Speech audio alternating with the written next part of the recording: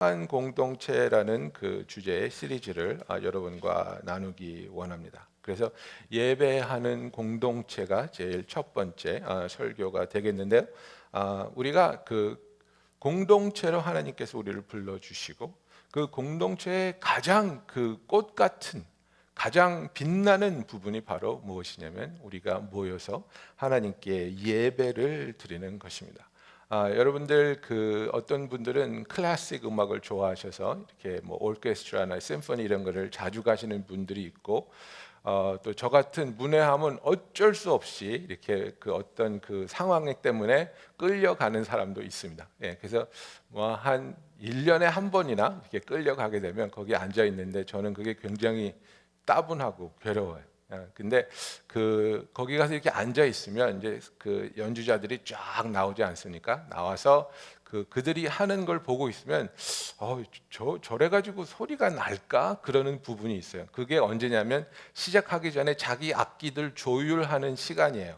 그죠? 바이올린이건 뭐 플룻이건 뭐 사람이 있건 없건 상관없어요. 그냥 낑낑낑낑 그 소리가 굉장히 저한테는 거슬리는 소리거든요. 그 자기 음을 맞추느라고 그 나와가지고 막 이게 조율을 하잖아요. 낑낑낑 이렇게 하면서 그러면서 저런 소리를 내는 사람들이 이제 그 소리를 낼 수 있을까? 그런데 잠잠해져요. 어느 순간에 지휘자가 딱 나타나는 순간에. 그죠? 그리고 이제 지휘자가 지휘를 하기 시작하면 정말 그렇게 잡음을 내던 악기들이 정말 각자의 그 소리를 귀에 듣기에 거북할 정도의 소리를 내는 악기들이 그 오케스트라가 돼가지고 심포니가 돼가지고 그 놀랍고 아름다운 선율을 정말 하나가 된 것 같이 흘러내리기 시작하는데 너무나 아름답잖아요. 너무나 아름답잖아요. 그게 바로 이 성도의 모습이라고 생각해요. 우리가 개개인의 삶을 내 생각대로 내 뜻대로 나 생긴 모습 그대로 살아갈 때 하나 되지 않았을 때는 잡음밖에 나지 않아요. 아름답지 않아요. 그러나 우리가 하나님을 바라보면서 우리를 인도하고 계시는 성령님의 인도하심에 따라 한 공동체로 모여서 한 마음으로 하나님을 예배하고 찬양하기 시작할 때 그것보다 아름답고 그것보다 정말 은혜로운 그런 모습이 없다는 거예요. 우리가 금요일 날 지난 금요일 날 영어권과 같이 찬양 예배를 드렸습니다. 그래서 정말 우리 한어권 찬양팀 멤버들과 영어권 찬양팀 멤버들이 정말 많은 그 찬양 인도자들이 돌아가면서 찬양을 인도하고 악기를 다루고 우리가 정말 한 마음으로 뜨겁게 하나님을 찬양하는 그런 시간을 가졌는데 얼마나 마음이 벅차오르고 얼마나 그 하나님의 은혜가 풍성하던 그런 시간이었는지. 그러면서 제가 정말 안타까웠던 것은 더 많은 분이 오셔서 이 시간에 참여해 주시고 더 많은 분들이 이 은혜를 나눴으면 너무나도 좋았을 텐데 못 오신 거, 안 오신 거 굉장히 섭섭했어요. 이런 기회를 우리가 이제 계속해서 만들어가기 원하는데 더 많은 여러분들이 이런 기회를 소중하게 여기시고 정말 여러분의 소중한 시간이지만 그것을 하나님께 공동체와 나누는 마음으로 오셔서 같이 예배하는 그런 교회가 되기를 예수님의 이름으로 축원합니다. 여러분 지금 우리가 방금 읽은 이 본문 요한계시록 7장에 나오는 이 모습은 정말 우리가 꿈꾸고 기다리며 나아가기 원하는 모습입니다. 내가 보니 각 나라 족속과 백성과 방언에서 아무도 능히 셀 수 없는 큰 무리가 흰옷을 입고 손에 종려가지를 들고 보좌 앞과 어린 양 앞에 서서 큰 소리로 외쳐 이르되 구원하심이 보좌에 앉으신 우리 하나님과 어린 양에게 있도다 하니 그랬습니다. 그래서 Salvation belongs to our God and the Lamb of God 이렇게 모든 백성, 모든 나라의 백성들과 그 족속들과 방언들이 한 사람도 빠지지 않고 하나님이 그 구원하신 그 하얀 세마포를 입고 이들이 모여서 하나님께 예배하는 이 순간 정말 그것을 위해서 하나님께서 예수 그리스도를 보내주시고 우리의 죄를 담당하게 하여 주시고 그 죄값을 치르게 하여 주시고 그 능력으로 말미암아 우리가 구원받지 않았습니까? 그 구원받은 모든 이 세상의 족속들이 한 마음으로 하나님께 영광 돌리는 그 예배의 순간을 우리는 요한계시록에서 읽을 수 있습니다. 인간들이, 그리고 천사들이, 장로들이, 내 생물들이 보좌 앞에 엎드려져 하나님의 그 놀라운 은혜와 사랑을 예배하고 찬양하는 이 모습, 정말 생각만 해도 너무나도 벅찬 그 순간, 그 순간으로 나아가는 조그맣지만 짧지만 그것에 대한 이해와 표현과 연습이 바로 우리가 이렇게 공동체로 모여서 하나님께 예배를 드리는 순간입니다. 여러분, 그 셀 수도 없는 수많은 구원받은 영혼들이 한 마음으로 한 손에 종려나무 가지를 들고 하나님께, 어린 양에게 이 구원이 속했다고 하나님 앞에 외칠 수 있는 그 순간은 누구를 위한 순간입니까? 하나님을 위한 순간입니다. 하나님께 영광 돌리고 하나님께 감사드리기 위해서 나오는 그 순간입니다. 그리고 하나님께 그렇게 감사드릴 수 있고 영광 돌릴 수 있다는 사실이 우리에게는 너무나도 벅찬 기쁨과 감사함이 되는 그런 순간입니다. 예배는 그것을 우리가 이 세상에서 조금이나마 맛볼 수 있는, 그리고 그 예배를 향한 소원을 계속해서 넘치는 풍성함으로 품을 수 있도록 하나님께서 우리에게 허락하시는 아름다운 하나님과의 만남입니다. 그러면 여기서 우리가 깨달아야 될 것은 무엇입니까? 예배는 누구를 위해서 존재하는가입니다. 예배는 하나님을 위해서 존재하는 겁니다. 하나님이 이루신 그 모든 일에 대하여서, 하나님이라는 분이 어떠한 분이시라는 것에 대해서 우리가 나와서 하나님께 감사하며 찬양하며 예배 드리는 것, 그것이 예배의 목적입니다. 그런데 우리는 너무나도 쉽게 주객이 전도되었다고 하죠. 이 목적을 착각합니다. 그래서 내가 내 마음에 들지 않는 설교가 있었다거나, 아니면 내 마음에 들지 않는 찬양이 불러졌다거나, 내 마음에 들지 않는 사람이 내 옆에 앉았다거나, 그러면 우리는 거북해하는 겁니다. 우리는 예배가 별로였다고 말하는 겁니다. 왜? 목적을 잘못 깨닫고 있기 때문입니다. 예배가 나를 위해 존재한다고 착각하기 때문입니다. 예배는 우리를 위해서 존재하는 것이 아닙니다. 예배는 하나님을 위해서 존재하고 있습니다. 그리고 그 예배에 우리는 하나님께 그 영광을 돌릴 수 있는 기회를 하나님께서 우리에게 허락하셨기 때문에 우리는 그 특권을 가지고 그 초청된 자리에서 하나님께 감사와 찬양과 예배를 드릴 수 있다는 사실입니다. 여러분, 그래서 우리가 정말 공동체로서 여러 가지 일을 잘하고 싶겠습니다. 그죠? 우리는 기도도 잘하고 싶고 전도도 잘하고 싶고 사역도 잘하고 싶고 정말 여러 가지 성도의 삶에서 드러나는 일을 잘하고 싶죠. 그러나 우리가 가장 우선순위를 두고 최고의 열정을 가지고 잘하고 싶기 원하는 그런 것이 있어야 한다면 저는 그것이 예배여야 된다고 생각합니다. 왜냐하면 이것은 우리가 하나님께 드리는 우리의 마음의, 우리의 신앙의, 우리의 믿음의 고백이기 때문입니다. 여러분, 우리는 율법 아래에 있지 않습니다.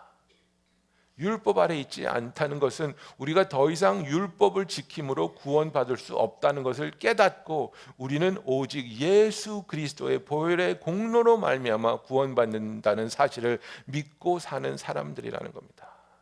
그렇다면 제가 질문 드리겠습니다.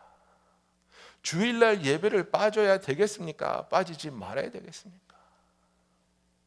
율법 아래 있지 않는 우리들 주일 예배에 빠진다고 구원 얻지 못하는 거 아닙니다. 주일 예배 빠진다고 천국 가지 못하는 거 아닙니다. 그런데 왜 우리가 최선을 다해서 주일 예배에 참석할 수 있고 참여할 수 있고, 그리고 그렇게 되기 위해서 우리의 자신을 다스리고 준비해야 합니까? 왜냐하면 이것은 믿는 자에게만 하나님께서 허락하신 너무나도 놀랍고 아름다운 특권이기 때문입니다. 율법적인 생각으로 주일 빠지면 안 돼, 주일 빠지면 죄받아, 이런 생각하지 마세요. 주일 빠진다고 죄받지 않아요. 그게 아니라 하나님이 나를 구원해 주셨기 때문에, 하나님이 나를 사랑하시기 때문에, 하나님이 나와 함께 하시기 때문에, 그것에 대한 넘치는 감사와 사랑 때문에 나에게 주어진 하나님의 어떠한 초청도 나는 가볍게 여기지 않겠습니다. 하나님께서 주시는 어떠한 기회도 나는 놓치지 않고 그 기회마다 순간마다 하나님께 감사하고 사랑을 표현하고 하나님과 동행하기 원합니다. 이것이 저와 여러분의 마음이 되기를 원합니다. 여러분, 죽어가는 사람들, 그죠? 병원에서 이제 병이 들어서 마지막 순간을 병원에서 이제 조절해 주면서 죽어가는 분들에게 물어봅니다. exit interview라고 그러죠. 예, 삶을 이제 exit하기 전에 그들에게 인터뷰하는 겁니다. 당신이 가장 후회하는 일이 무엇입니까? 무엇이 제일 안타깝습니까? 그러면 너무나도 놀랍게 좀 더 맛있는 걸 많이 먹을 걸요, 좀 더 멋진 데를 더 가볼 걸요, 좀 더 돈이 많았었으면, 이런 얘기 안 나온답니다. 나오는 얘기는 뭐냐면 좀 더 사랑하는 사람한테 사랑한다고 고백했었으면, 좀 더 사랑하는 사람과 시간을 보낼 수 있었으면. 이것이 인간의 가장 근본적인 후회라고 합니다. 여러분, 우리가 이 세상에서 아무리 맛있는 것 더 많이 먹고 아무리 멋진 곳 더 많이 다녀봤자 그것이 우리의 마음을 풍요롭게 하는 것이 아니라, 내가 가장 사랑하는, 나를 사랑하시고 나를 아시고 나를 구원해 주신 그 하나님에 대해서 내가 순간순간마다 주어진 기회마다 하나님께 내 마음을 고백할 수 있었고 감사를 드릴 수 있었고 예배 드릴 수 있었다는 그 사실이 얼마나도 우리에게 벅차오고 넘치는 감사의 순간이 되는지, 그것을 우리가 하루하루 실천하면서 살아가는 저와 여러분이 되기를 원합니다. 여러분, 우리가 건강할 때는 몰라요. 그래서 저도 이제 그 사역을 거의 30년 가까이 했는데요, 임종을 가까이 하신 분들을 이제 뵈는 기회가 좀 있잖아요. 그렇게 사역을 오래 하면. 그러면 임종을 가까이 하신 분들이 가장 기뻐하는 순간이 언제인 줄 알아요? 목사가 와서 예배 드려주는 순간이에요. 그거예요. 뭐 누가 맛있는 거 사준다고, 누가 뭐 옷 사온다고 그런 거 기뻐하는 줄 아세요? 아니에요. 목사가 와서 찬송가 2개 불러주고 말씀 5분 전하고 기도해주는 그 순간을 애타게 기다려요. 목말르게 기다려요. 왜? 본능적으로 아는 거예요. 이렇게 할 수 있는 순간이 얼마 남지 않았다는 걸 아는 거예요. 제발 와서 예배 드려주세요. 오실 수 있으면 매일 오셨으면 좋겠어요. 이것이 우리의 영혼의 갈증입니다.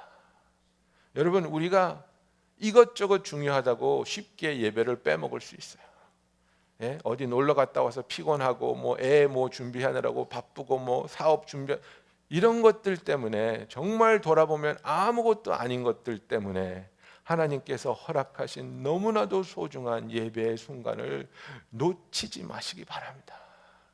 우리가 토요일 날 정말 어떻게 우리 자신을 준비해야 하나님께 기쁨과 감사가 넘치는 진실되는 예배를 드릴 수 있는지 생각하면서 우리의 예배를 준비하는 거룩하고 아름다운 토요일을 지낼 수 있는, 그래서 우리의 마음이 항상 하나님을 향한 사랑과 감사로 가득 차 있는 저와 여러분이 되기를 예수님의 이름으로 축원합니다. 하나님께서는 우리가 모여서 한 마음으로 그를 예배하는 이 요한계시록 7장에 나온 순간을 기대하고 있습니다. 그렇기 때문에 우리 교회로 하여금, 이스라엘 백성들로 하여금, 신명기에 나오고 있지만은 그들이 모여서 한 군데에서 하나님을 예배하라고 가르치고 있는 겁니다. 예수님께서 마태복음 18장에 보면 진실로 다시 너에게 이르노니 너희 중에 두 사람이 땅에서 합심하여 무엇이든지 구하면 하늘에 계신 내 아버지께서 그들을 위하여 이루게 하시리라.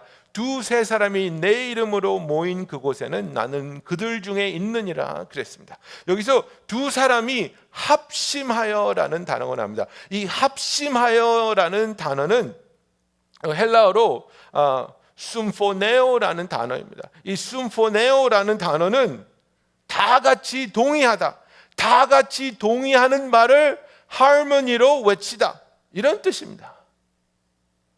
우리가 이 심포네오라는 단어에서 어떤 영어 단어가 나오는지 아시겠죠? 심포니라는 단어가 나오는 겁니다. 우리가 다른 음색을 가지고 있지만, 다른 음대의 영역을 가지고 있지만, 그러나 우리가 동의하는 바를, 하나님은 놀라우시다, 하나님은 위대하시다, 하나님은 사랑이시다, 하나님은 우리를 구원하신 분이시다, 이것을 동의하는 마음으로, 한 마음으로 하나님 앞에 나와 외치고 고백할 때 이것이 하나님 앞에서는 너무나도 놀랍고 아름답고 기뻐하시는 심포니로 들려진다는 사실입니다. 우리 한 사람 한 사람이 하나님 앞에 나올 때 우리 한 간증 한 간증, 한 고백 한 고백을 모아서 하나님께는 너무나도 아름다운 심포니가 되기를 원합니다. 그래서 신명기 12장에 보면은 하나님께서 이스라엘 백성에게 1년에 3번 한 자리에 모여서 너희들이 한 목소리로 나를 예배하라고 가르치고 있는 것을 볼 수 있습니다. 왜 그렇습니까? 우리가 왜 모여서 예배 드려야 됩니까? 그죠? 사람들 싫어하는 성격이 있잖아요. 그죠? 사람들 많은데 가기 싫어하는 성격이 우리에겐 있잖아요. 조용한 거 좋아하시는 분들 있잖아요. 그런데 왜 굳이 번거롭게 모여서 예배합니까? 왜냐하면 그 모인 사람들의 모습 속에서 우리의 삶의 여러 가지 형상들이 모이기 때문입니다. 어떤 사람은 높은 곳에 가 있는 사람이 있고, 어떤 사람은 골짜기에 처박힌 사람도 있고, 어떤 사람은 정말 부유한 속에서 삶을 사는 사람이 있고, 어떤 사람은 궁핍함 속에서 사는 사람이 있습니다. 어떤 사람은 왕성한 젊음 속에서 삶을 사는 사람이 있는가 하면, 어떤 사람은 이제는 나이가 들어서 쇠약해져 가는 그런 나날을 사는 사람들도 있습니다.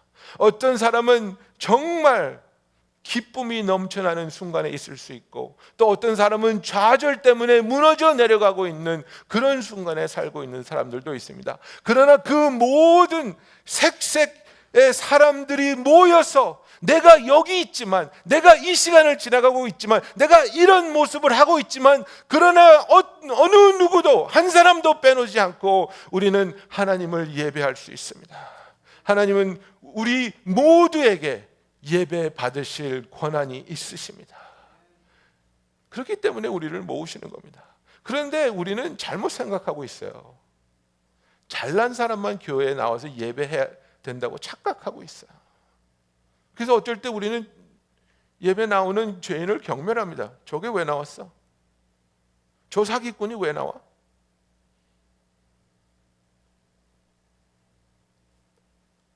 병든 사람, 가난한 사람, 망한 사람, 이런 사람들도 하나님 앞에 나와 하나님은 나의 예배를 받기에 합당하신 분입니다 라는 고백을 할 수 있다는 사실이고, 그 고백을 하나님은 기뻐하신다는 사실입니다. 내 삶에서 내가 어떤 순간을 지나가고 있든지 간에 우리는 하나님께 예배할 수 있고, 어떤 상황에서도 하나님을 예배하는 것이 하나님께는 너무나도 아름답고 그분을 기쁘게 하는, 우리가 하나님께 드리는 선물이라는 사실입니다. 여러분, 우리는 절대로 우리의 의를 통해서 하나님 앞에 나와 예배할 수 있는 것이 아닙니다. 속지 마세요. quiet time 열심히 한 주, 11조를 낼 수 있는 그날, 열심히 헌신하며 이웃 사람을 도왔던 그 주, 그런 순간만 나와서 하나님이 기뻐하는 예배를 드릴 수 있는 게 아닙니다. 내가 온전히 무너졌다 할지라도, 내가 다시는 자식을 향해 손찌검하지 않겠다고 약속했는데 자식을 손찌검한 그 주, 정말 그 자기의 흉악해진 모습 때문에 자녀의 눈동자에 비쳤던 그 공포를 보고 내 자신이 너무나 혐오스러웠던 그날, 그러나 그 다음 날에도 우리는 하나님 앞에 무릎 꿇고 나와 하나님, 내가 이런 인간입니다. 그러나 나를 용서하여 주시고 나의 이 죄를 사하여 주시고 나의 입술에서 나오는 하나님을 향한 예배를 받아 주십시오. 그때 하나님이 그 예배를 받아 주시겠습니까? 안 받아 주시겠습니까? 성경에서 뭐라고 하고 있습니까? 그 세리가 하나님 앞에 나와서 자기가 저지른 그 엄청난 죄 때문에 고개도 들지 못하고 가까이 오지도 못하고 자기 가슴을 치면서 하나님, 나는 죄인입니다. Have mercy on me, the sinner, 이렇게 고백했을 때 예수님이 뭐라 그랬습니까? 이 사람이 구원받았다. 이 사람의 예배가 하나님께 드려졌다고 예수님이 말씀하고 있지 않습니까? 내가 어떤 모습으로 있었다 할지라도 우리는 하나님 앞에 나올 수 있고 하나님께 예배 드릴 수 있으며 그 예배를 하나님께서 받아 주신다는 겁니다. 그래서 우리는 어떤 순간에도 어떤 모습으로도 함께 모여서 하나님께 예배 드리는 공동체가 되기를 원합니다. 우리 교회 좀 오래되신 분들은 최인섭 선교사님 아시죠? 두산배에서 그 사역하시는 최인섭 선교사님 교회에서 십몇 년 전에 폭탄이 터졌었죠. 그죠? 폭탄이 터져서 사람들의 다리가 날아가고 몸이 터지고, 그 최인섭 선교사님의 제자 중에 하나는 몸은 없고 머리만 있는 그런 형태도 있었고, 그 폭탄이 터진 그 다음 주에 교인들이 모였겠습니까? 안 모였겠습니까? 온몸에 붕대를 칭칭 감고 몸속에 아직도 유리 조각과 쇠 조각이 박혀 있는 상태에서 그들은 두려워하지 않고 원망하지 않고 하나님 앞에 나와 예배 드렸습니다. 그 모습 그대로 나와서 하나님께 예배 드렸습니다. 그리고 자기의 두려움을, 자기의 원망스러운 마음을, 자기의 아픔을 하나님 앞에 고백했습니다. 이것이 너무나도 하나님께는 소중하고 아름다운 예배의 참 모습이라는 사실입니다. 우리는 하나님께서 기뻐하시는 이 예배를 위해서 나에게 소중하다고 여겨지는 것들을 희생할 수 있는, 그리고 더 큰 기쁨으로 하나님의 예배에 동참할 수 있는 그런 신앙을 갖게 되기를 원합니다. 하나님께서는 우리가 공동체로 모여서 하나님을 예배할 때에 각 사람의 신앙을 통해서, 각 사람의 신앙의 여정을 통해서 하나님의 은혜를, 하나님의 성품을 우리에게 보여주시고 드러나게 하신다는 사실입니다. 에베소서 4장 11절부터 보면은 그가 어떤 사람은 사도로, 어떤 사람은 선지자로, 어떤 사람은 복음 전하는 자로, 어떤 사람은 목사와 교사로 삼으셨으니 이는 성도를 온전하게 하여 봉사의 일을 하게 하며 그리스도의 몸을 세우려 하심이라. 우리가 다 하나님의 아들을 믿는 것과 아는 일에 하나가 되어 온전한 사람을 이루어 그리스도의 장성한 분량이 충만한 데까지 이르리니 이는 우리가 이제부터 어린아이가 되지 아니하며 사람의 속임수와 간사한 유혹에 빠져 온갖 교훈의 풍조에 밀려 요동하지 않게 하려 함이라. 오직 사랑 안에서 참된 것을 하여 범사에 그에게까지 자랄지라. 그에게서 온 몸이 각 마디를 통해서 도움을 받음으로 연결되고 결합되어 각 지체의 분량대로 역사하여 그 몸을 자라게 하며 사랑 안에서 스스로 세우느니라.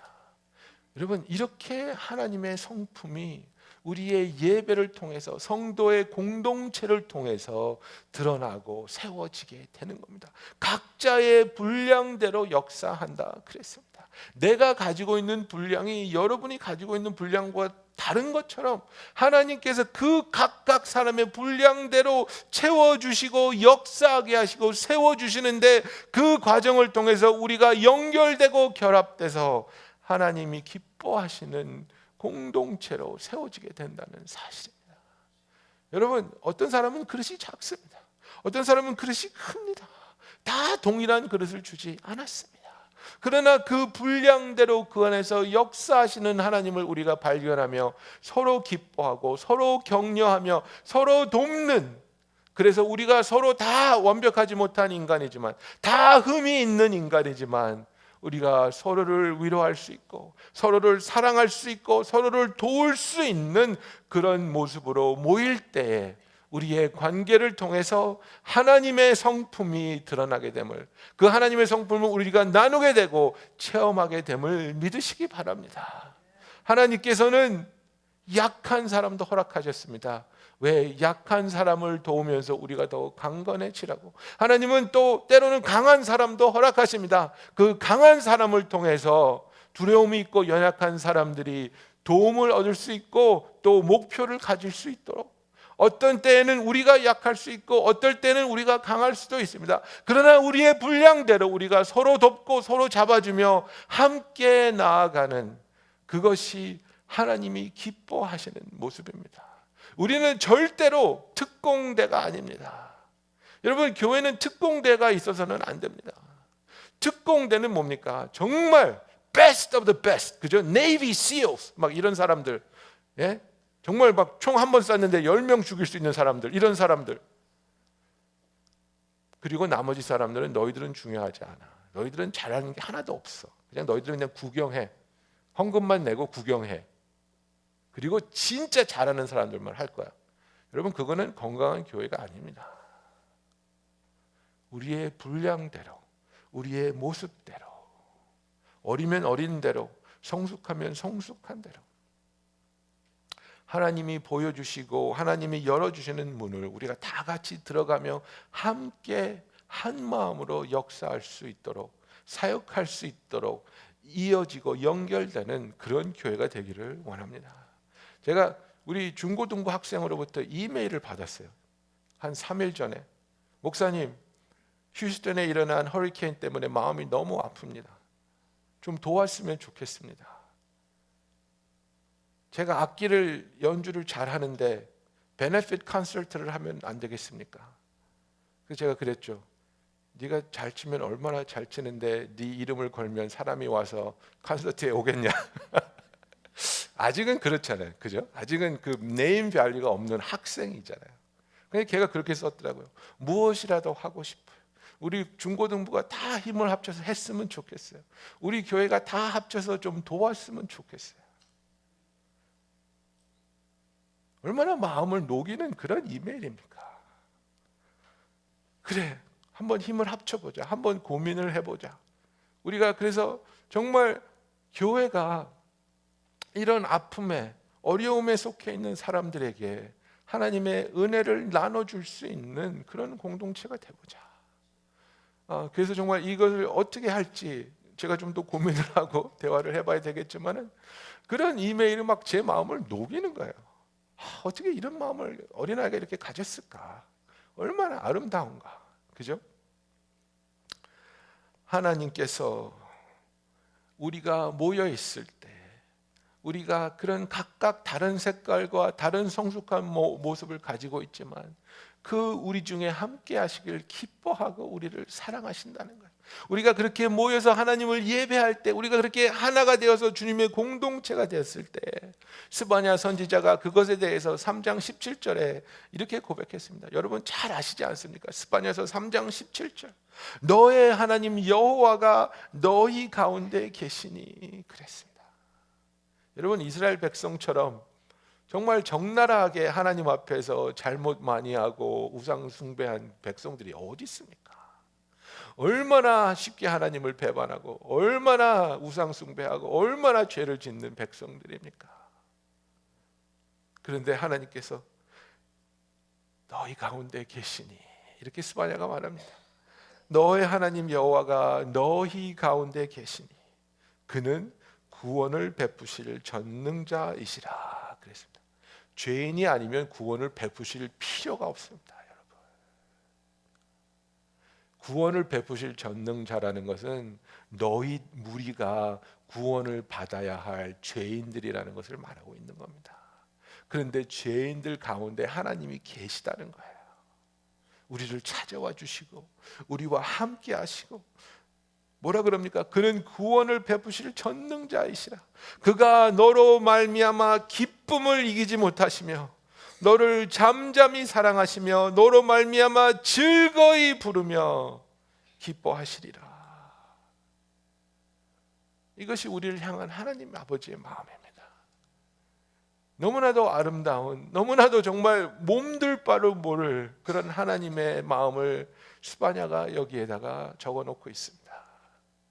우리는 불완전하지만 서로 싸울 수도 있고 서로 미워할 수도 있고 오해할 수도 있지만, 그러나 그런 불완전한 공동체가 예수의 이름으로 하나님을 예배하기 위해서 모였을 때 하나님은 우리 가운데 계시고, 하나님은 그런 우리에게 구원을 베푸시고 우리로 인해 기쁨을 이기지 못하시는, 우리를 잠잠히 사랑하시고 우리를 즐거이 부르며 기뻐하시며 그의 성품을 드러내는 하나님이신 것을 믿고, 정말 우리가 모여서 하나님께 너무나도 소중한 예배를 드릴 수 있는 아름다운 공동체가 되기를 원합니다. 히브리서 10장 19절에 보면 우리가 예수의 피를 힘입어 성소에 들어갈 담력을 얻었다 그랬습니다. 다른 어떤 것으로조차 하나님 앞에 나아갈 수 없었습니다. 우리의 의는 불완전했습니다. 우리는 아무리 노력해도 하나님 앞에 나아갈 수 있는 공로를 세울 수가 없었습니다. 그러나 이제는 우리가 예수 그리스도의 보혈의 공로로 말미암아 하나님의 성소에 들어갈 담력을 얻었나니 이제는 하나님 앞에 나아갈 수 있다는 거예요. 하나님이 우리의 예배를 받아주실 수 있는 그 컨피던스가 있다는 거예요. 왜? 더 이상 나의 의를 의지하지 않아도 되기 때문에 이제는 하나님 앞에 나아가는데 예수 그리스도의 보혈의 공로를 의지해서 나아갈 수 있기 때문입니다. 그래서 우리가 거기서 깨닫는 것이 무엇입니까? 깨달아야 될 것이 무엇입니까? 하나님, 나는 죄인이지만 내가 하나님 앞에 보여드릴 수 있는 의는 하나도 없지만 제가 이렇게 하나님의 은혜를 통해, 자비를 통해 하나님 앞에 나올 수 있습니다. 죄인인 나를 위해서 예수를 보내주시고 예수가 십자가에 매달릴 수 있도록 허락하여 주셔서 제가 이렇게 하나님 앞에 나올 수 있습니다. 하나님 감사합니다. 율법적인 신앙생활을 하는 사람은 감사가 없어요. 왜 그런지 아십니까? 내가 했으니까. 내가 11조 이렇게 많이 내고 내가 기도 이렇게 오래 하고 내가 성경 이렇게 많이 읽고 내가 봉사 이렇게 많이 했으니까 그걸 가지고 하나님 앞에 나온다고 착각하니까 내가 한 건데요. 왜 감사해요? 자랑스럽죠. 그게 아니에요. 나는 불완전하지만, 나에게는 모순이 있지만, 나는 사람들한테 고백할 수 없는 부끄러움이 있지만 그런 나를 하나님 앞에 나올 수 있도록 가능하게 하시는, 허락하시는 그 하나님의 사랑을 붙잡고 하나님 앞에 나와 하나님의 다루심으로 우리가 회개하고 죄사함을 얻고 회복하며 병이 치료되고 우리의 망가진 영혼이 하나님 앞에 다시 온전하게 회복되는 은혜를 느낄 수 있는, 체험할 수 있는 저와 여러분이 되기를 원합니다. 여러분, 예배를 통해 하나님의 뜻을 구하고 하나님을 위해 살기 원하는 열정을 다시 한번 회복하는, 그리고 그 열정을 유지하기 위한 하나님의 도우심이 공급되는 만남을 우리가 예배를 통해 체험하기 원합니다. 마지막으로 우리가 예배에 대해서 착각하고 있는 것이 있는데 그것은 무엇이냐면 내가 예배를 통해서 하루하루를 살 수 있는 힘을 공급받는다고 생각합니다. 그죠? 내가 이번 주에 정말 힘든 일도 많고 결정할 일도 많고, 그죠? 그러니까 정말 이번 주일에 가서 은혜를 왕창 받아가지고 그 받은 은혜를 가지고 일주일 동안 살아야 돼.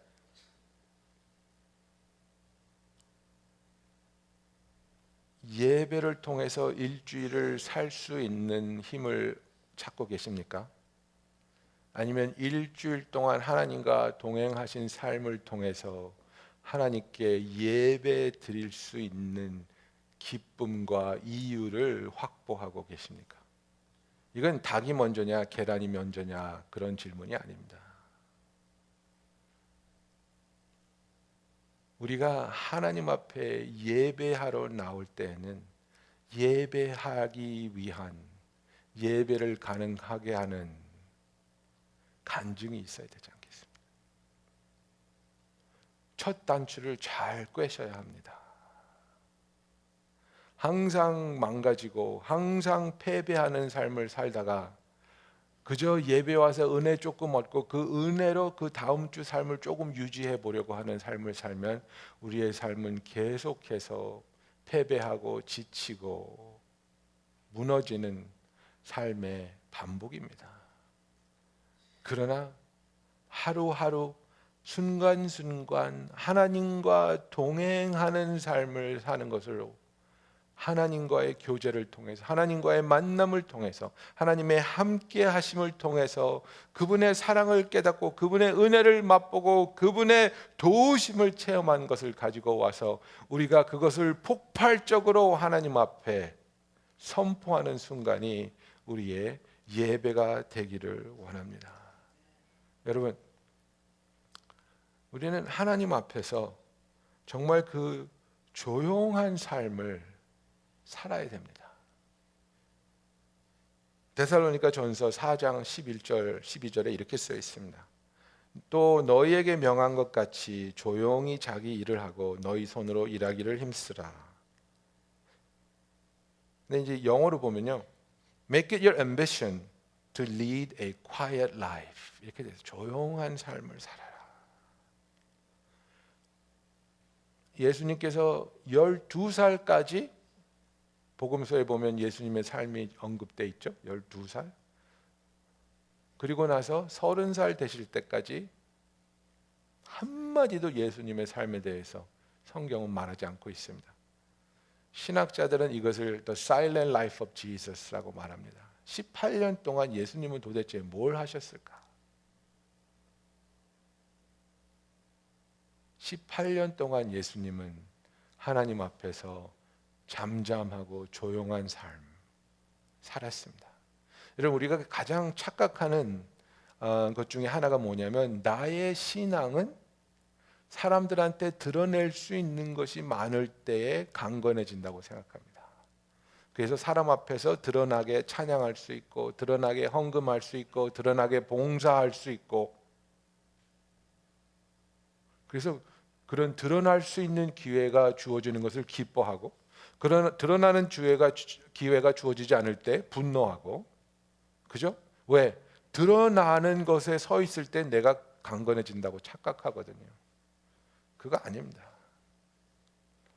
내가 언제 강건해지냐면 하나님 앞에서만 조용한 삶을 살 수 있을 때, 하나님 앞에서 잠잠히 내가 기도할 수 있을 때, 하나님을 내가 잠잠히 기다릴 수 있을 때, 누가 알아주든 알아주지 않든 다만 하나님만 알아주시는 그 기도의 골방에 들어가서 매일매일 조용히 하나님께 기도하고 그분을 기다리는 그 삶이야말로 바로 우리로 하여금 역동적으로 하나님을 예배할 수 있는, 예배 드리게 하는 준비물이 되는 겁니다.